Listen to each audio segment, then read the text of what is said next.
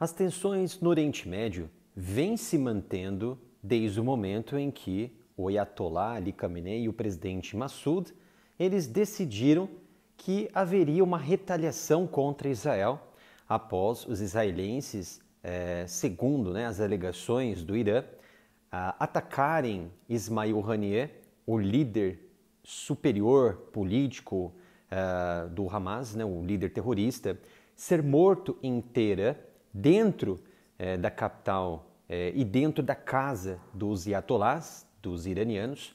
E isso marcou uma grande afronta que colocou uma espécie de insegurança entre os próprios ayatollahs, em que, de forma militar ou secreta, por ações secretas, nenhum indivíduo, independente do seu grau de instrução, seu nível político, seu nível militar, dentro propriamente do Irã ou fora, estaria escapando ou não seria alvo direto, por exemplo, do Mossad ou de outros agentes militares de Israel.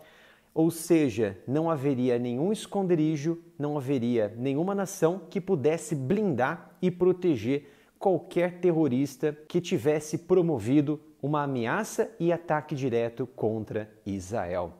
Isso significa que as tensões ainda estão crescentes, no entanto, elas estão sendo gerenciadas. Então, quando eu venho colocar aqui que as tensões no Oriente pode acontecer um ataque ou uma guerra a qualquer momento, então fica com uma espécie de ping-pong. Eu venho, coloco isso, coloco que as tensões estão cada vez mais crescentes no Oriente Médio. Em outro vídeo eu volto aqui e falo que a situação ela está sendo gerenciada por árabes ou por americanos, tentando intermediar esse possível conflito que pode ser que estoure a qualquer momento no Oriente Médio. Então, é uma espécie de ping-pong? Sim, mas isso preciso falar para vocês que isso é geopolítica, tá? São as relações políticas, as relações entre nações na Terra. Isso significa que tanto eu quanto outros analistas, jornalistas, canais, emissoras dependem de informações que vêm desses comandos, que vêm, é claro, das autoridades desses países que estão em vias de fato, que estão causando um choque entre eles, Israel, Irã. Então, é importante destacar aqui que nesse momento, uma guerra de grandes dimensões no Oriente Médio seria uma última gota no extravasamento que poderia ocasionar um colapso energético em todo o mundo e assim piorar, por exemplo, as condições econômicas hoje no Reino Unido, na França, na Espanha, por exemplo, também na Rússia, inclusive na China e também nos Estados Unidos. Então percebam que as maiores potências, elas estão de olho no Oriente Médio e não é à toa que elas estão trabalhando nesses bastidores para tentar evitar esse conflito de grandes dimensões. Não é à toa que Estados Unidos, Egito e Catar estão se encontrando quase que diariamente na tentativa de evitar uma escalada e um ataque dos ayatollahs que só prometeram não atacar Israel, ouçam só prometeram não atacar Israel, então eles têm apenas uma alternativa, caso Israel cesse esse conflito em Gaza contra os palestinos. Então é a nossa sede de vingança em troca das vidas dos palestinos, segundo os ayatollahs, os iranianos. Então, de fato, sendo encabeçado essa tentativa nos bastidores de reduzir esse conflito e reduzir essas tensões, deixo aqui que recentemente, na segunda-feira, o secretário de Estado Antony Blinken disse que essas conversações com Egito, Catar e Irã estão sendo muito bem trabalhadas e avançadas. E ele disse que então eu acredito que seja um tom já cansado, um tom ali de diálogo em seus últimos momentos, em que este é o momento para encerrar o conflito e libertar os reféns de Gaza. Ou seja, Blinken sinalizou que o Irã está então disposto a negociar, e Israel também, mas não chegar ainda a uma conclusão vital realmente dessas questões. Então seria mesmo que Israel e Irã estivessem plenamente formando um acordo entre eles, intermediados, é claro, por Egito, Catar e Estados Unidos? Eu não sei, não sabemos até então. Se você acha que isso é possível, deixe nos comentários para nós trazermos aqui à luz do debate o que vocês acham. E é claro que eu vou buscar sempre trazer essas informações que vocês me deixam aqui nos comentários para elaborarmos aqui uma síntese completa, de uma análise completa sobre a situação no Oriente Médio. E por que os Estados Unidos estão tão apreensivos de uma guerra no Oriente Médio, né? Não foi à toa que o Biden e o Austin, o Lloyd Austin, o secretário de Defesa, eles ordenaram um aparato naval, um aparato de esquadrão aéreo compostos ali em grupos de ataque baseados em porta-aviões dos Estados Unidos, da Marinha Americana. Cerca de 25% de toda essa frota, de todo esse poder bélico americano, atualmente estão presentes no Golfo Pérsico e no Mediterrâneo, a região também do Mar Vermelho, no Golfo de Aden. Então isso significa que os Estados Unidos estão, sem dúvida, não se blindando, mas buscando diminuir essas tensões e mostrando ali uma dissuasão frente a essas ameaças iminentes que pode eclodir a qualquer momento. Então, de fato, por que essa preocupação tamanha dos Estados Unidos? Não só dos Estados Unidos, mas também da própria China, que vem tentando ali entrar mais em contato com os persas, intermediando uma redução dessas tensões. Os russos também, junto com o Catar, junto também com os persas, com os ayatollahs, né? Sabe por quê?